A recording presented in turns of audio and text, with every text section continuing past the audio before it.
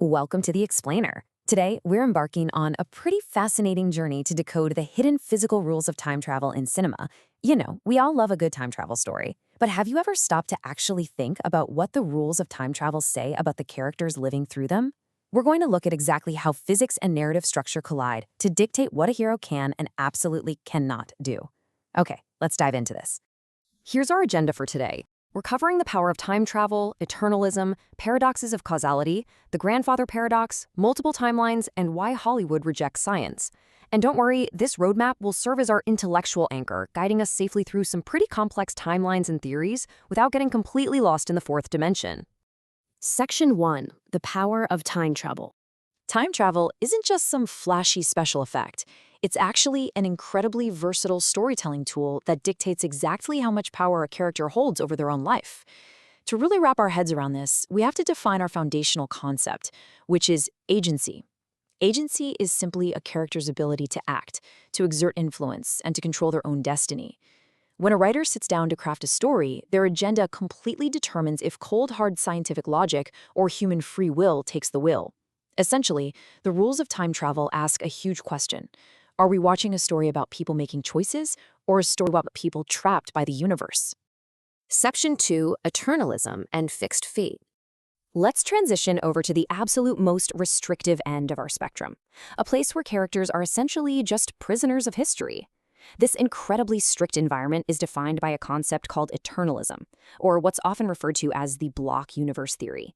This was popularized by Albert Einstein's physics, and it basically suggests that time is immutable, meaning the decisions of both the past and the future, they're already set in stone. In this model, all events are fated and totally unalterable. So if a character travels back in time in an eternalist universe, they can't change a single thing. Free will is completely suffocated by destiny. And this brilliantly illustrates how a creator's agenda shifts character agency. Just look at the contrast between H.G. Wells's original 1895 novel, The Time Machine, and its 1960 film adaptation. In the original text, the protagonist is basically a victim of this bleak, fatalistic future. His time machine completely fails to help him achieve his scientific goals. But think about the 1960s. Post-war audiences wanted heroes. They wanted action. So the film transforms the main character, George, into this godlike hero with immense agency, allowing him to rally the Eloi and literally control destiny. The science took a total backseat to the audience's demand for free will. But you might be wondering what happens when characters try to rebel against that fixed eternalist timeline. Well, they inevitably slam right into a predestination paradox. This is a crazy loop of events that actually predestines the traveler to go back in time in the first place. Take the 2002 version of the Time Machine film, for instance. The protagonist builds his machine because his fiancée tragically dies. He travels back to save her, right? But then he realizes if he successfully saves her, he never would have had the motivation to build the time machine to begin with. He learns that he is the inescapable result of his own heartbreak. Fate absolutely demands her death just so the timeline remains intact. It's rough. Section 3. Paradoxes of Causality. Let's move to and see how this builds into the tangled middle of our spectrum. This is where the human desire for freedom clashes head-on with basic cause and effect. Let's walk step by step through a causal loop, sometimes called a bootstrap paradox. So, step 1, an object or maybe a piece of information is sent back from the future. Step 2, it's discovered in the past. Step 3, it grows old in the present. And step 4, it is sent back again to the past.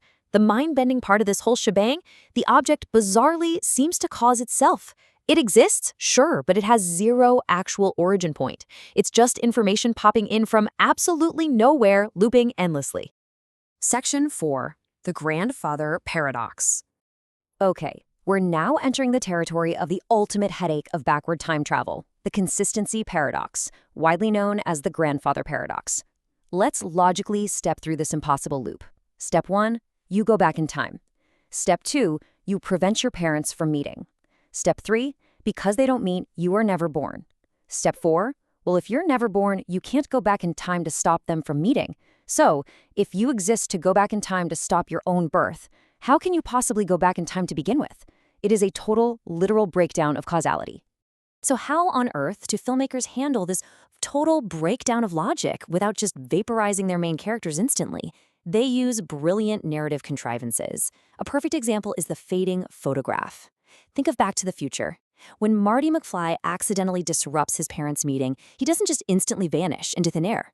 Instead, we get this incredibly tense visual metaphor of Marty and his siblings slowly fading away from a family photo.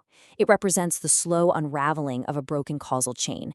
Now, is it mathematically and scientifically impossible? Absolutely. But emotionally, it hits the nail on the head. It gives the hero the time and, crucially, the agency to fix their mistake. Section 5. Multiple Timelines and Agency.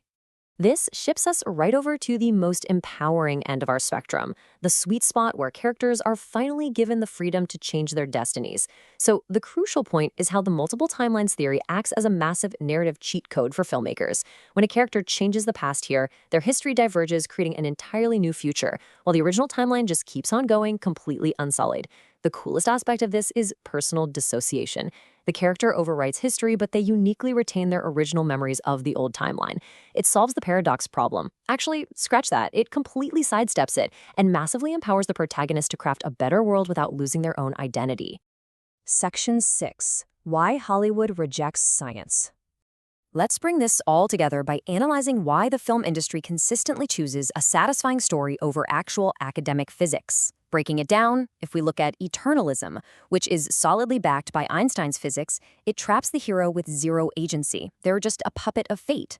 Then we have the many worlds theory, backed by quantum mechanics. Here, a hero can change a timeline, but it just spawns an infinite number of parallel universes, which kind of renders their individual choices insignificant in the grand scheme of things. Finally, we have multiple timelines with memory retention. This is a pure Hollywood convention with absolutely zero scientific backing, but it offers high agency and a deeply empowered hero. Writers basically rely on flawed science for the ultimate sake of free will.